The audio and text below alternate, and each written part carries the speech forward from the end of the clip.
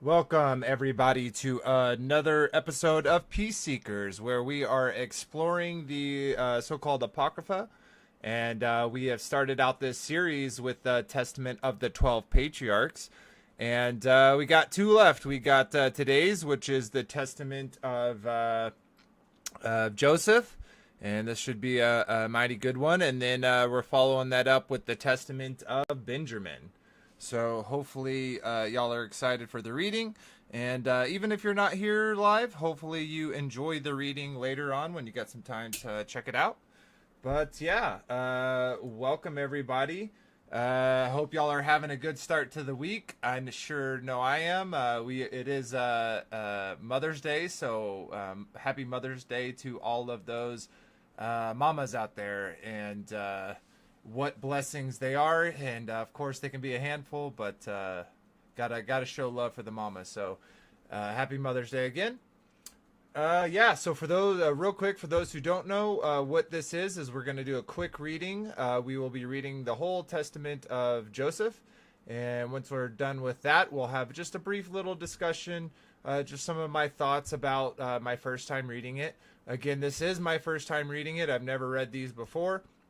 The only kind of little bit of a reading that I do, I actually use those to make these backgrounds. So that being said, yeah, so let's get into it. I'm going to pull up this screen for everyone and make it big. For those who don't know, we use sacred-text.com. It's a great resource for the Apocrypha. Again, we're reading through the Testaments of the 12 Patriarchs, and we've already gone through all of them, and we're today on Joseph.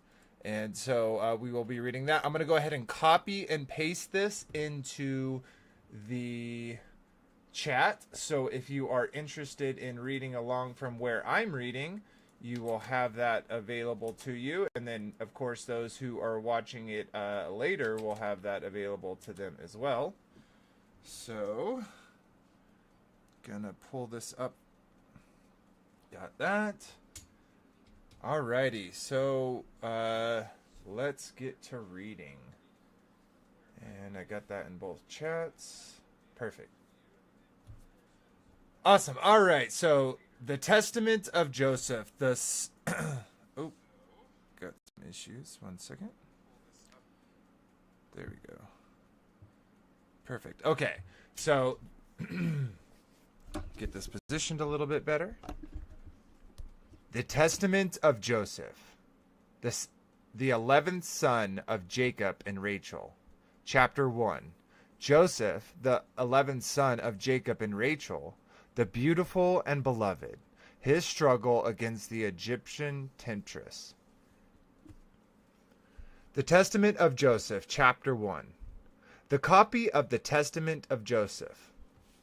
When he was about to die, he called his sons and his brethren together, and said to them, My brethren and my children, hearken to Joseph, the beloved of Israel.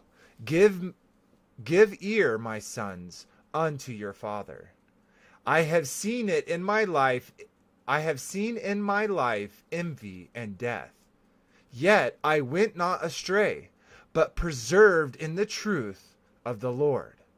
These my brethren hated me, but the Lord loved me. They wished to slay me, but the God of my fathers guarded me. They let me down into a pit, and the Most High brought me up again. I was sold into slavery, and the Lord of all made me free. I was taken into captivity, and his strong hand succored me. I think that's how I say it. Succored me. And his strong hand succored me. I was beset with hunger, and the Lord himself nourished me. I was alone, and God comforted me. I was sick, and the Lord visited me. I was in prison, and my God showed favor unto me. In bonds, and he released me. Slandered, and he pleaded my cause. Bitterly spoken against by the Egyptians, and he delivered me. envied by my fellow slaves, and he exalted me.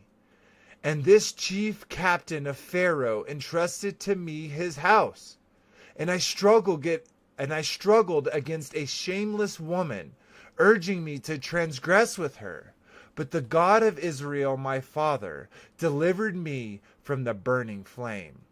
I was cast into prison. I was beaten. I was mocked. But the Lord granted me to find mercy in the sight of the keeper of the prison. For the Lord doth not forsake them that fear him, neither in darkness, nor in bonds, nor in tribulations, nor in necessities. For God is not put to shame as a man, nor as the son of a man is he afraid, nor as one that is earth-born is he weak or affrighted. But in all those things does he give protection, and in divers ways does he comfort. Though for a little space he departeth to try the inclination of the soul. I almost want, okay, 1 second.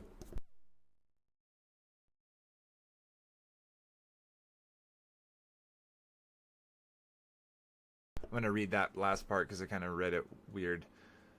But in all those things doth he give protection, and in divers ways does he comfort, though for a little space he departeth to try the inclination of the soul.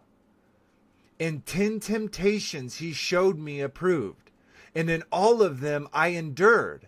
For endurance is a mighty charm, and patience giveth many good things. How often did the Egyptian women threaten me with death? How often did she give me over to punishment, and then call me back and threaten me? And when I was unwilling to company with her, she said to me, Thou shalt be Lord of me, and all that is my house, if thou wilt give thyself unto me, and thou shalt be as our master. But I remembered the words of my father, and going into my chamber, I wept and I prayed unto the Lord. And I fasted in those 7 years, and I appeared to the Egyptians as one living delicately. For they that fast for God's sake receive beauty of face. And if my Lord were away from home, I drank no wine, nor for 3 days did I take my food, but I gave it to the poor and sick.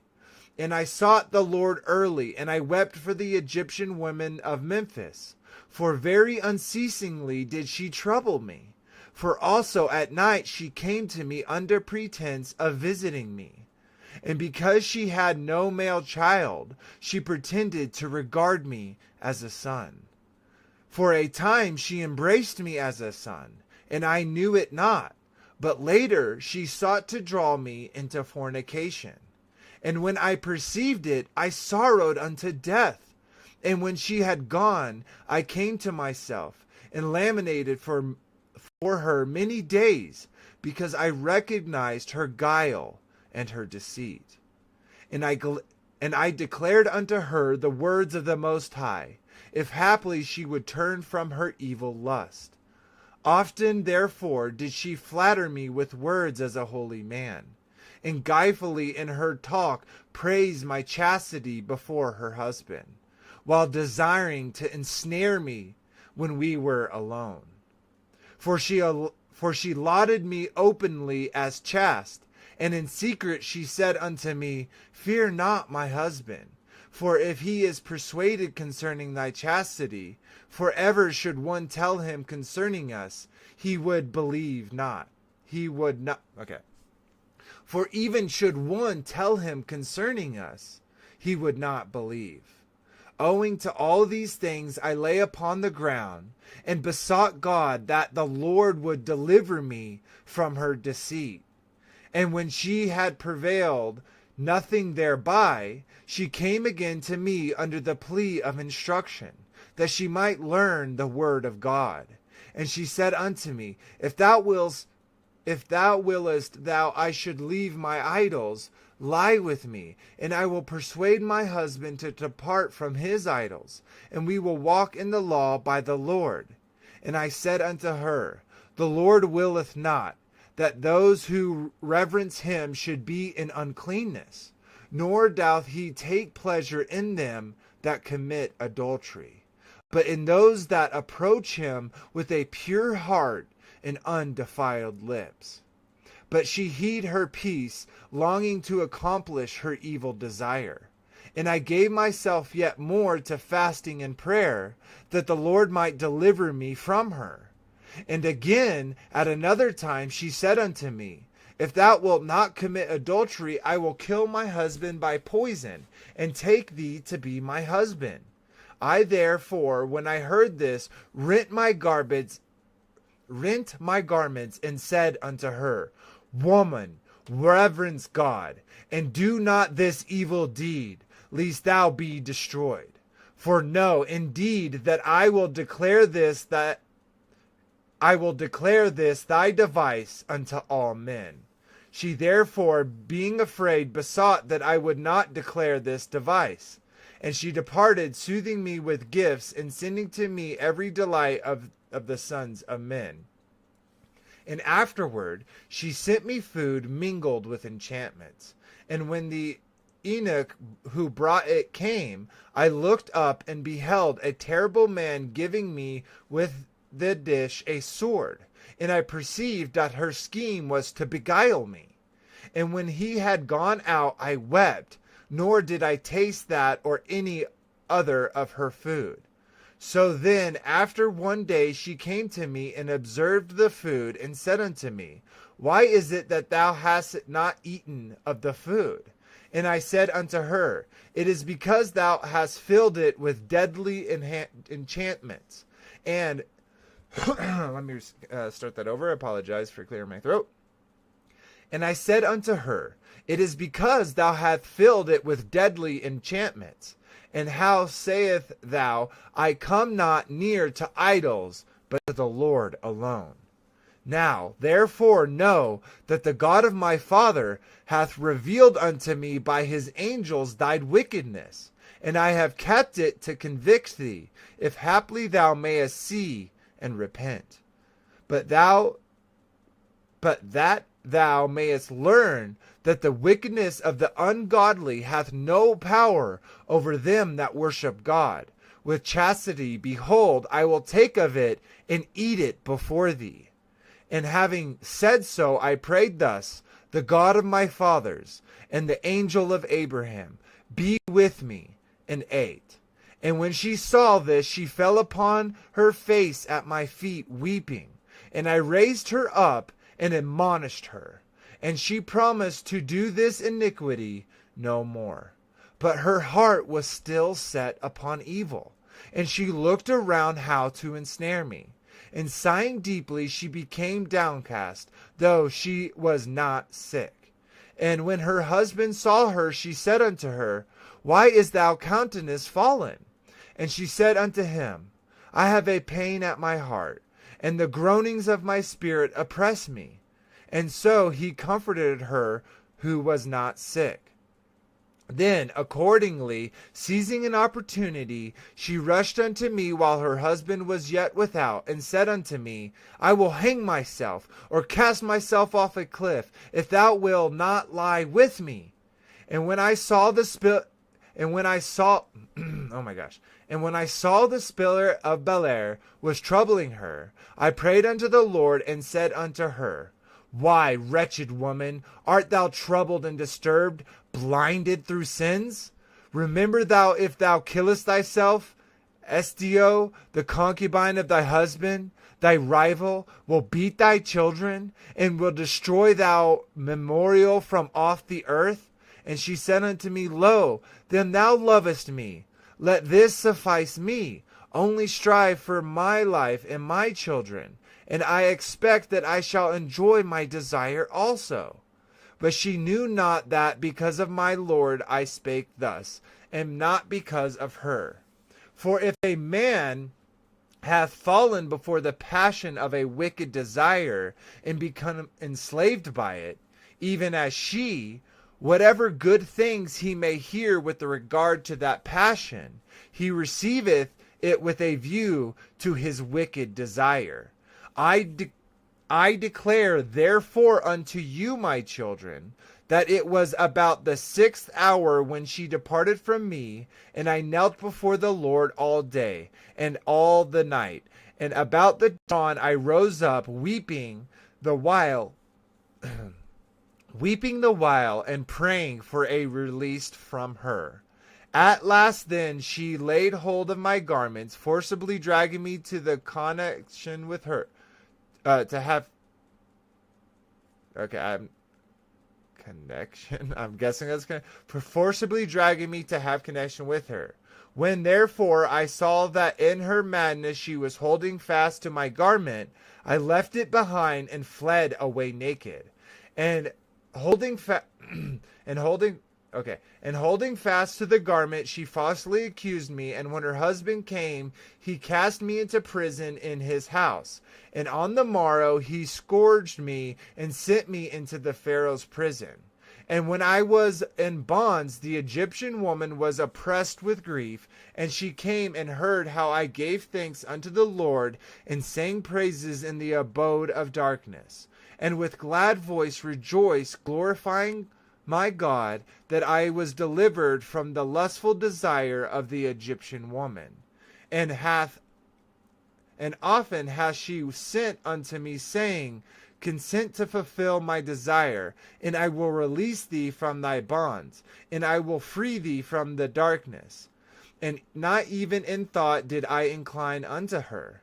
For God loveth him who is in a den of wickedness, combines fasting with chastity, rather than the man who's in a king's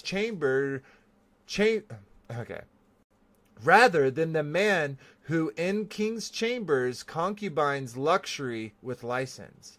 And if a man liveth in chastity, and desireth also glory, and the Most High knoweth that it is expedient for him, he bestoweth this also upon me. How often, though she were sick, did she come down to me at unlooked for times, and listen to my voices. Oh my gosh. How often, though she were sick, did she come down to me at unlooked for times, and listened to my voice as I prayed. And when I heard her groanings, I heard my peace. For when I was in her house, she was wont to bear her arms, and breasts, and legs, that I might lie with her. For she was very beautiful, splendidly adorned, in order to beguile me. And the Lord guarded me from her devices. Whew. Joseph. Brother. All right, chapter 2.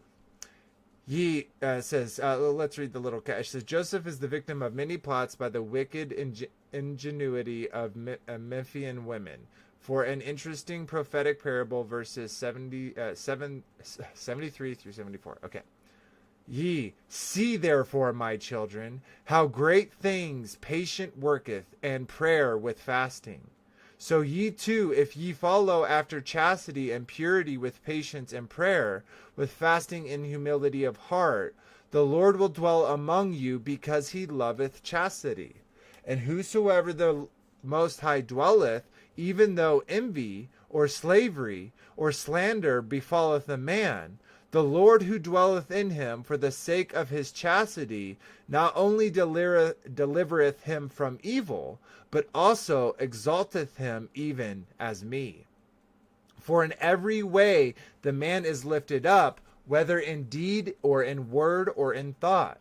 My brethren knew how my father loved me, and yet I did not exalt myself in my mind. Although I was a child, I had the fear of God in my heart, for I knew that all things would pass away.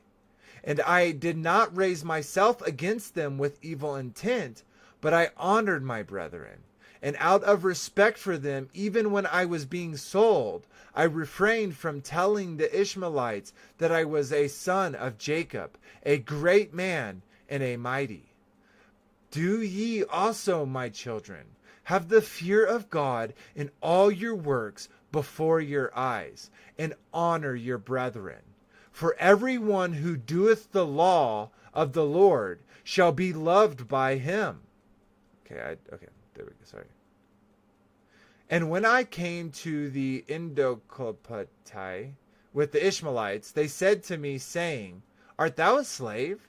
And I said that I was home-born slave. And I said that I was a home-born slave, that I might not put my brethren to shame. And the eldest of them said unto me, Thou art not a slave, for even thy appearance doth make it manifest. But I said that I was their slave. Now when we came into Egypt, they strove concerning me, which of them should buy me and take me. Therefore it seemed good to all that I should remain in Egypt with the merchant of their trade, until they should return bringing merchandise. And the Lord gave me favor in the eyes of the merchant, and he entrusted unto me his house. And God blessed him by many means, and increased him in gold and silver and in household servants. And I was with him 3 months and 5 days.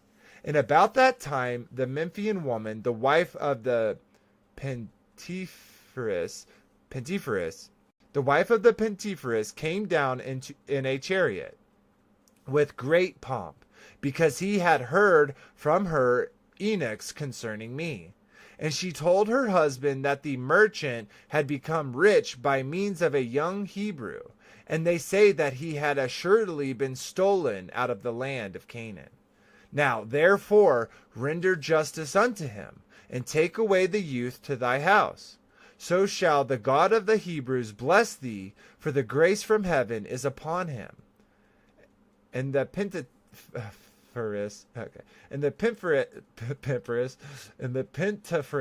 was persuaded by her words, and commanded the merchant to be bought, and said unto him, What is this that I hear concerning thee, that thou stealest persons out of the land of Canaan, and selleth them for slaves?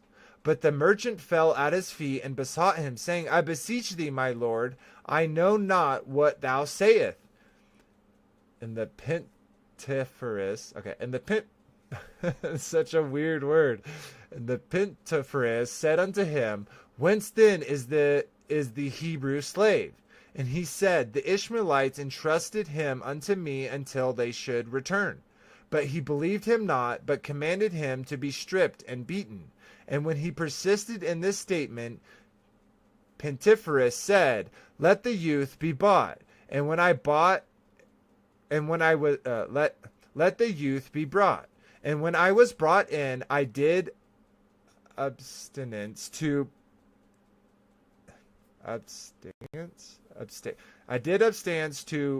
Pentiferous, for he was third in the rank of the officers of Pharaoh. And he took me apart from him, and said unto me, Art thou a slave or free? And I said, A slave. And he said, Whose? And I said, The Ishmaelites. And he said to me, Did thou become their slave? And I said, They bought me out of the land of Canaan. And he said unto me, Truly thou liest. And straightway he commanded me to be stripped and beaten. Now the Memphian woman was looking through a window at me while I was being beaten, for her house was near, and she sent unto me, saying, Thy judgment is unjust, for thou dost punish a free man who hath been stolen, as though he was a transgressor. And when I made no change in my statement, though I was beaten, he ordered me to be in prison until he said the owners of the boy should come. Oh, got a right click on there. That was weird. Okay, let's go. We're here on 39 if you're following along. And let's pull this up. 1 second, everyone. We'll keep checking along. All right. And the woman said unto her husband, Wherefore dost thou detain the captive and well-born lad in bonds? Who ought rather to be set at liberty and to be waited upon? For she wished to see me out of a desire of sin. But I was ignorant concerning all these things. Excuse me for that. I thought I was muted. I hit the mute button twice. So, sorry. Okay, sorry, 41. And he said to her, It is not the custom of Egyptians to take that which belongeth to others before proof is given. This therefore he said concerning the merchant. Why does it keep right clicking? Okay. Sorry, I just lost my place again. I apologize. Belongeth to others before. This therefore he said concerning the merchant. But as for the lad, he must be in prison. Now, after 24 days came the Ishmaelites, for they had heard that Jacob my father was mourning much concerning me. And they came and said unto me, How is it that thou sayest that thou was a slave? And lo, he had learned that thou art the son of a mighty man in the land of Canaan, and thy father still mourneth for thee in sackcloth and ashes. And when I heard this, my bowels were dissolved, and my heart melted. Keep getting so distracted. Melted. And I desire... okay, I'm going to just start over, 45. When I heard this, my bowels were dissolved, and my heart melted. And I desired greatly to weep. But I restrained myself that I should not put my brethren to shame. And I said unto them, I know not, I am a slave. Then therefore they took counsel to sell me, that I should not be found in their hands. For they feared my father, lest he should come and execute upon them a grievous vengeance. For they had heard he was mighty with God and with men. Then said the merchant unto them, Release me from the judgment of Penteferes. And they came and requested me, saying,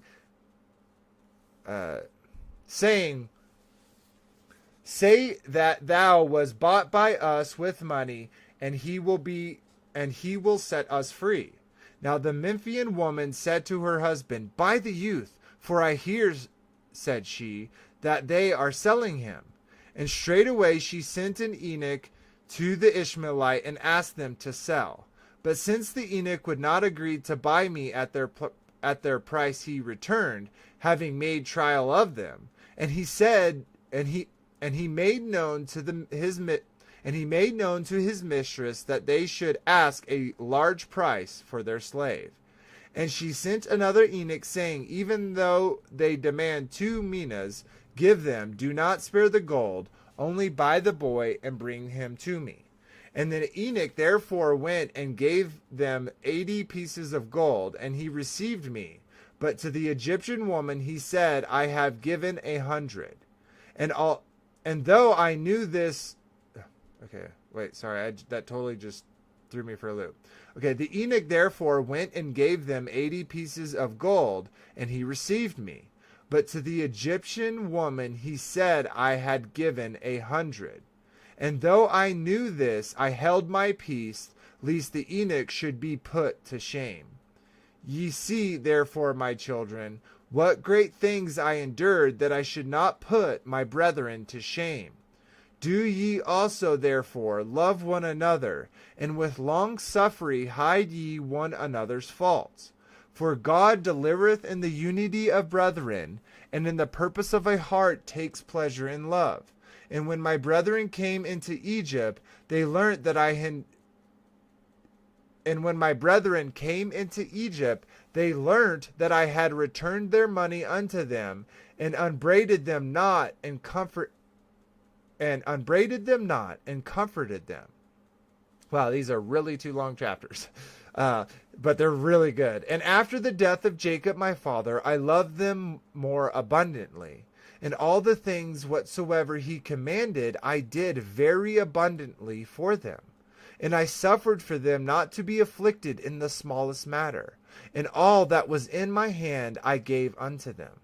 and their children were my children, and my children as their servants, and their life was my life, and all their suffering was my suffering, and all their sickness was my infirmity. My land was their land, and their counsel my counsel. And I exalted not myself among them in arrogance because of my And I exalted not myself among them in arrogance because of my worldly glory, but I was among them as one of the least. If ye also therefore walk in the commandments of the Lord, my children, he will exalt you there, and will bless you with good things forever and ever. And if anyone seeketh to do evil unto you, do well unto him, and pray for him, and ye shall be redeemed of the Lord from all evil. For behold, ye see that out of the humility For behold, ye see that out of my humility and long suffering I took unto wife the daughter of the priest of Heliopolis. And daughter of the priest of Heliopolis. And 100 talents of gold were given me with her, and the Lord made them to serve me. And he gave me also beauty as a flower beyond the beautiful ones of Israel. And he preserved me unto old age in strength and in beauty, because I was like in all things to Jacob. And hear ye, my children, also the vision which I saw. There were 12 hearts, that's deer, so I'll just read it like that. There were 12 deer feeding, and 9 were first dispersed over all the earth, and likewise also the 3. And I saw that from Judah was born a virgin wearing a linen garment, and from her was born a lamb without spot. And on his left hand there was as it were a lion. And all the beasts rushed against him, and the lamb overcame them, and destroyed them, and trod them under foot. And because of him and because of him the angels and men rejoiced, and all the land. And these things shall come to pass in their season, in the last days.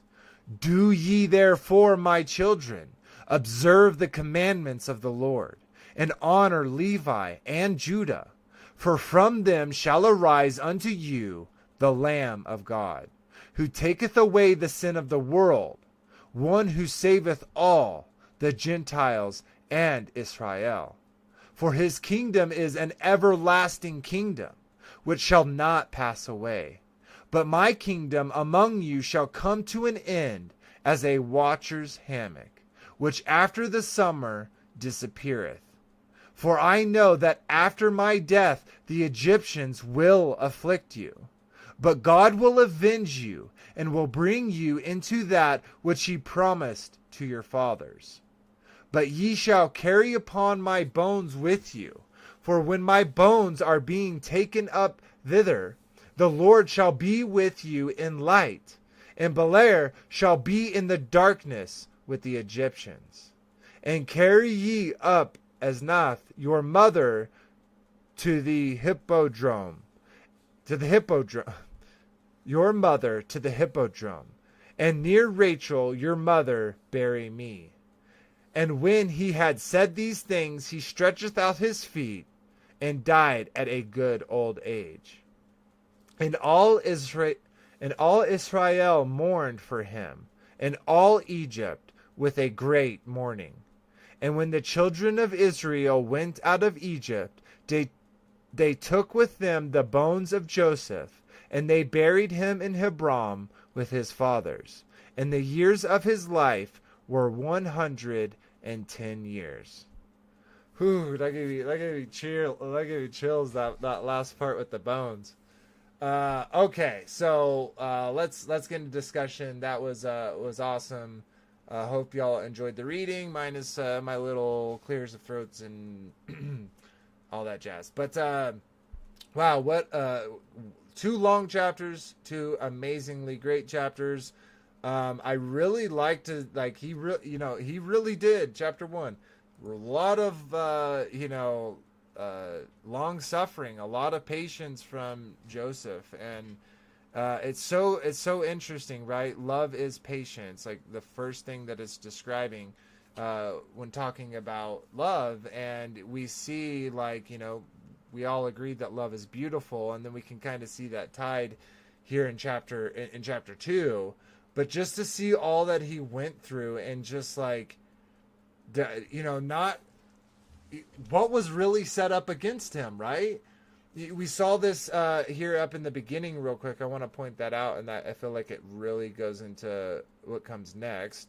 But right here, but it says in 23, chapter 1, 23, it says, "But in all those things does he give protection, and in divers ways does he comfort." And right here, "Though for a little space he departeth," meaning he gives us some space to try the inclinations of our soul. So we only being faithful to him, having that integrity when his spirit is with us.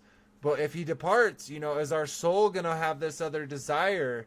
And so we kind of see that, knowing that now, which the scripture also talks about.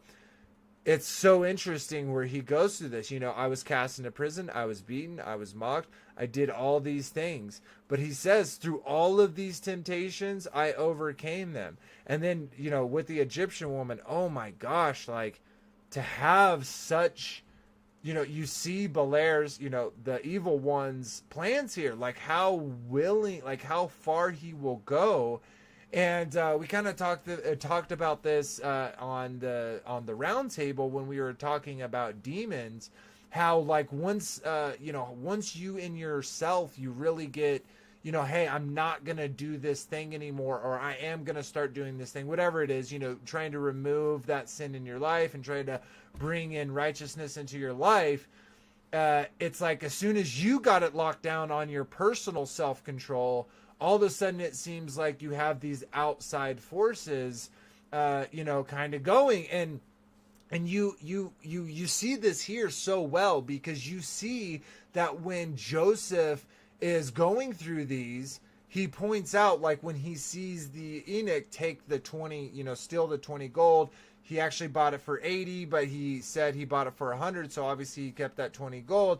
He not only so he would have been revealing lies, right? Hey, he lied to you. He actually did this. But then that would have caused punishment for his. So all of that internal struggle that he went with, right? Once he got that locked down, we see also that of all of the, especially from the Egyptian woman, and then later the Memphinian woman, how much they went through to try to make this thing happen. And how desperate he was, through his chastity and through his patience to do it, and I think it's really interesting, definitely for those men out there, how he's yeah, she came to me and she was like, wow, you're such a holy man, I want to be with you. No, sorry. Well, I'm going to kill my husband so we can be together. No, please don't do that. I'm going to kill myself if we're not together, right? And for women too, right? Men can play that part too. And I think it really shows that here, how Belair can really have control over someone's desires through their sin in their heart, right? It always starts in your heart. And I definitely think we see this throughout the this whole book, but definitely chapter 1. And then quickly for chapter 2, very beautiful, really seeing that and kind of seeing his aspects also from his brother and going through that hardship, and such beautiful stuff. And so and he's admitting that the women that were doing these things, was he he was absolutely, she was beautiful, and he obviously was going through a struggle dealing with what they were doing, even as it said here, where the women were presenting parts of themselves to entice him to commit fornication, and even going, like, hey, no, I set it up, so even if we do this and people know, like, no one will really know, because they won't believe, because of, kind of the work she had done behind the scenes. And so even so, he had that fear for God in his heart, and he did what was right, and he went through lots of prayer and a lot of fasting to get through it. And so beautiful. Okay, last little part I want to talk about. I think we're here. This vision that he had and that he shared with his children, and how he kind of, hey, so therefore observe the commandments and honor Levi and Judah, right? Because it's going to save everyone, right? It's the most important part. And and then last but not least, how the bones, he said, for when my bones are taken up thither, the Lord shall be with you in light, and Baalar shall be in darkness with the Egyptians.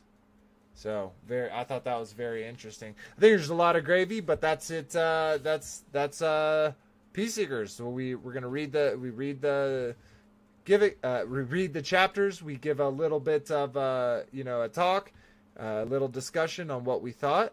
Hopefully, again, y'all enjoyed it. And hopefully, if y'all didn't check out our last episode of Evolution.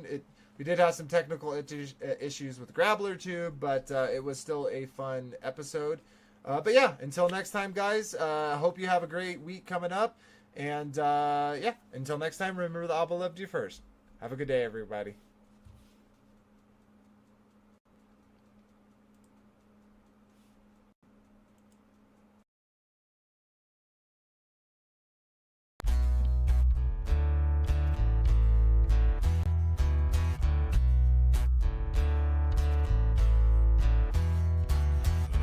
Your glory, conceal the mystery. You give us the honor to search a matter. You raise up a standard to beat back our enemy. You establish this realm, and like a scroll you spread it out.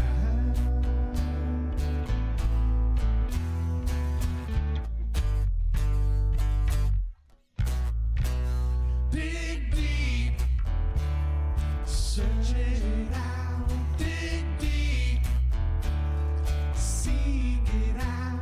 Dig deep, go on and walk it out. Dig deep,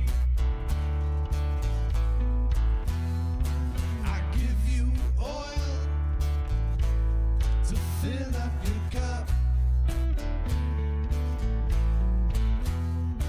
I give you enough to fill up your lamps. Yeah, you keep them trimmed, you keep them neat, you keep on worshiping and praising till you're at his feet. Oh, King Yeshua, yeah, dig deep.